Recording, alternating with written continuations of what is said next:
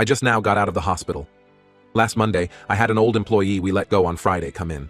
Now, this is not unusual, as people generally forgot things when they leave. I asked him what he was doing here. He said he needed to talk to me about what happened. This guy was let go for budget reasons. Simple as that. We cut 5 employees, and he unfortunately made the cut. I informed him that there was no real reason why he was let go. Just a business decision, and that we would have glowing letters of recommendation for him, will not interfere with unemployment, and will actually give good references for everyone who called. This point he claims it's bullshit and gets hostile. I try to calm him down, as does many other workers nearby. His friend tried to say he would take him to lunch and pay. Basically, everyone knew he needed to leave at this point. He seemed to calm down, but then pulled out a pocket knife and stabbed me in the stomach. I did not even realize I had been stabbed yet as I saw the knife and reacted. I grabbed his arm and held it firmly. The adrenaline was running through me so much I did not realize I had been stabbed yet until I saw the blood. I started to panic and punched him with my free hand in the jaw a few times. I guess one of them hit home as he dropped to the ground. I sat down on the ground, holding the knife in me, as I knew it was probably the only thing keeping me from bleeding out. The other workers that were there held him down until the police arrived. The ambulance took me and I went in for surgery. Today I receive a phone call that I do not have to return to work. I told my boss that I would be ready for light duty on Monday. He said that my health was not what he meant. One of the HR guys saw me punch the fired worker a few times and said that my face was like a vicious animal. Exact words. I told my boss that this was to be expected when fight or flight kicks in. He agreed with me and said that he wished he did not have to do this, but that everyone who got physical with the former employee will probably be let go pending a review by legal. This will make me lose my insurance. I am worried about continuing medical issues. The stab wound is still infected, but I have been given both pills and a cream for this. I am mainly worried about losing the job. Is there any kind of suit I can bring up if I am fired for this? I know you can sue someone for anything you want. I am asking about suits that would have a reasonable chance of winning given a good lawyer. Also, is it legal for my job to fire me and the guys who helped over this? The guy was only out for maybe half a minute, so he was still a danger. It took the police 12 minutes to show up. Hello, the ambulance was forced to wait outside for 5 minutes until the police showed up to secure the situation. This guy had plenty of time to harm other people. How can a job just up and fire everyone like this? I'm guessing yes, because Texas. But is this even legal? Update. So before I give the update, I wanted to say a few things. First, I am not some jiu-jitsu, Muay Thai, Taekwondo, Krav Maga, or Patrick Swayze Roadhouse-style bar bouncer. I am not a veteran who obtained my sick martial arts skills in the streets of Mosul.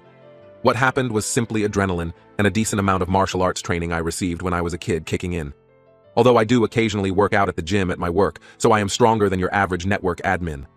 Also, for those calling bullshit in the PMs saying that a punch to the jaw will not knock you out, well, I have a small lesson. A well-placed punch to the jaw can cause minor to major brain trauma, as the act of your brain shaking about in your head can overload the nervous system, making you lose consciousness. Your muscles instantly relax, and you fall to the ground with no memory of the last few seconds. In other words, go watch some UFC. Second, to the people in the thread and in my PMs, I did not punch him in retaliation for stabbing me. His knife was still inside me, and his hand was on the knife when I punched him in pure fear. More like 100% pure terror. So on to the update. The company I worked for is a wholly owned subsidiary. This will be important later. The CEO of my company was unwilling to hear my side of it, no matter how many times I tried to approach him. The best response I got was when his secretary gave me the line of trusting the decisions of HR. Several emails and 2 phone calls got the same response from him and his assistant each and every time. Because of the fact that no one at the office is willing to even hear my side, I decided to go to a lawyer that was recommended through a friend. Friend contacted a lawyer he used in the past who referred me to someone he trusts. Upon hearing my story, the lawyer was very eager to take my case on contingency. As an added bonus, he decided to represent the other 3 guys who helped out that day as well. The lawyer decided to name the parent company in the suit alongside our former employer. His reasoning is that the parent company would have reviewed all corporate policies that the subsidiary has, and that they would have had final say on the policies and procedure. This would have inevitably included the zero-tolerance workplace violence clause that caused us to be terminated. Well, the parent company, a company with many public contracts for city and state police in the area I might add, was not too happy to hear about what had happened. The event was apparently downplayed when it was reported to the parent company. They told the parent company something along the lines of, a scuffle broke out in the office. As a result, one of the employees was seriously injured. All employees involved will be terminated and law enforcement are handling the criminal aspect. Paraphrasing, but that was the gist of it. Upon hearing about the truth of the matter, they were very quick to set up a meeting with us. This is a company that is in the self-defense and security business, not to be confused with people in the firearm business. They do not sell firearms, but do provide armor, non-lethal options, and have security subsidiaries for police, security firms, and private citizens. Given the nature of their business, they know full well the damage that negative press could do if word got out that one of their subsidiaries fired a guy who fought for his life. This was the PR nightmare that gave us the edge in the negotiations. The subsidiary I worked for is not in the self-defense business. They are a security monitoring firm that only handles corporate contracts, so they were not worried about that kind of press like the parent company was. Upon hearing the full details of what went down that day, the parent company went into panic mode. The 3 guys who held down my attacker won't be getting their old jobs back, but they were offered jobs doing the same thing at parent company's facility 12 miles away. They will also be compensated for lost wages at time and a half their normal pay rate for the time they were out of work. Parent company pretty much directed our old company to comply with this offer, and our old company cut them a check. Since parent company has better benefits and better pay, this was a slam dunk victory for those 3. Cherry on top for them is this means a closer drive for all of them. This offer was contingent on the 3 guys not going after either company for monetary compensation outside of what was offered, and the signing of a non-disclosure agreement. With the NDA and a signed contract guaranteeing employment for at least a year, barring obvious reason to fire people, it would have been stupid of them not to take it. For me, it was a little more complicated. They are very willing to offer me the same thing, but there are complications from infections that occurred from the stabbing as I developed MRSA in the wound. Fortunately, it remains localized in my wound and has not spread to my bloodstream. However, if it progresses any worse than it currently is, my doctor thinks it may be prudent to cut out the infection. It is being watched very carefully, and I spend probably 2 days out of the week in the hospital having the wound drained. In the meantime, I have been offered the job, plus the ability to be paid while I work from home.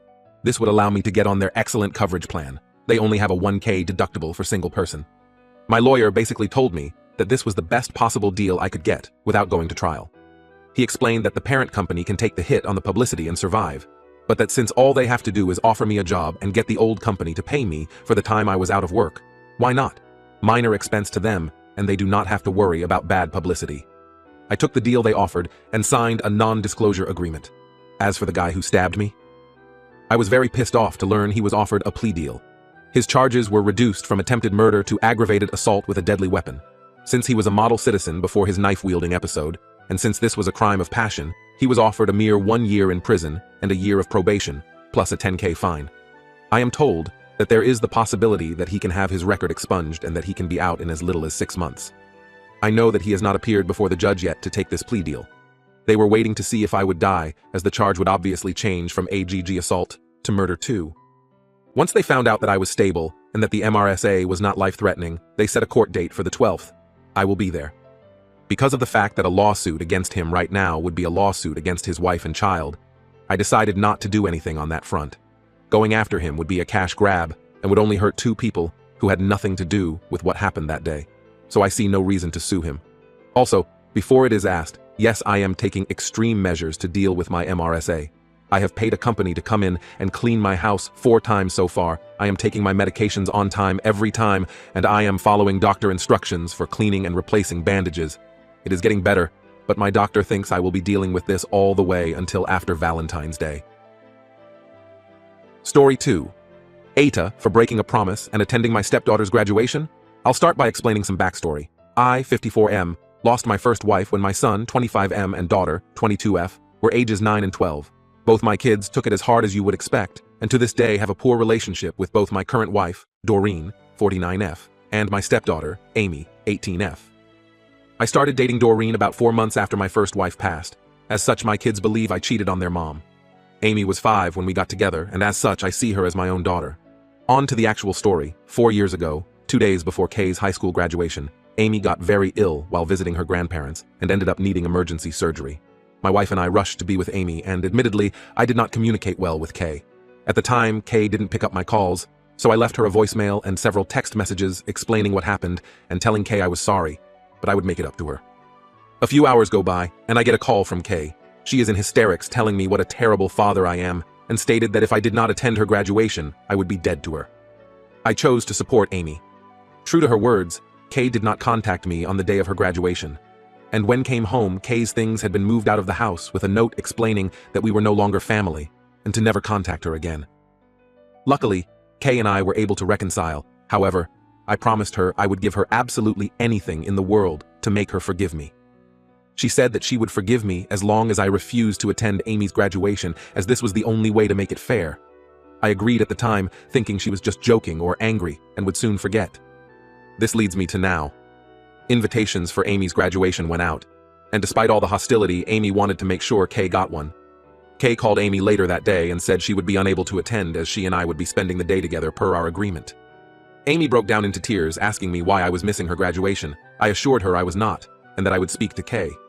Later I explained to Kay that I simply could not miss Amy's graduation. Kay launched into a tirade about how I was a liar and an asshole, and how could I do this to her again.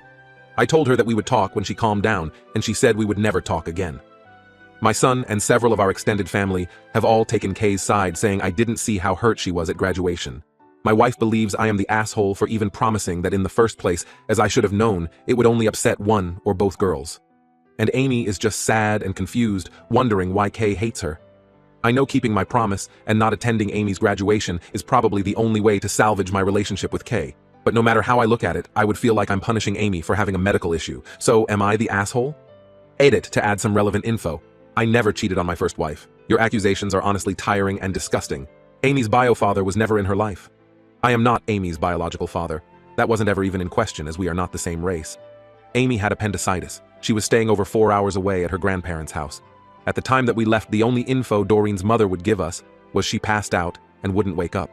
My daughter was moved out of our house for about a month and a half, after which we made up, and she returned to live with us for another 2 years before going away to school. I did not believe Kay when she said she wanted me to miss Amy's graduation, as it seemed like a ridiculous request. Despite what you all may believe, our relationship was fine after this event. We were in near daily contact, and she would frequently visit us. Update. I wasn't sure if I wanted to post an update after the reaction I got last time. I can stomach death threats against myself, but directing such hatred toward my children was truly disturbing. But the graduation has come and gone, and I thought I should share how it all went down. I'm sure most of you will be displeased. Amy was mad at me for a few days, but we have a strong bond, and she quickly got over it. The saint that she is said she would understand if I wanted to miss it to make it up to Kay. I told her I wouldn't do that to her, and reassured her that she has done nothing wrong. As for the elephant in the room, Kay, she and my son live in the same city and work in the same field, so they're as close as ever. My son and his partner were giving her a lot of emotional support at this time. In the end, she decided not to attend Amy's graduation, but sent flowers and a card with my son. There were a lot of nasty messages directed toward her, which I feel is completely unacceptable. She isn't mean or vindictive. She is a smart, very kind, very empathetic woman. She made a bizarre ultimatum. As a confused and hurt teenager, I certainly don't think that makes her a bad person. I know all of you seem to think I hate my children, but the amount of pain I feel at the deterioration of my relationship with my daughter is unexplainable. I've been on and off antidepressants since the death of my wife, and at my therapist's suggestion, will be going back on them. It's taking all of my willpower not to reach out to her again, but I've already disrespected her wishes enough. She can choose to reach out to me when and if she ever wants to again, and I'll be waiting.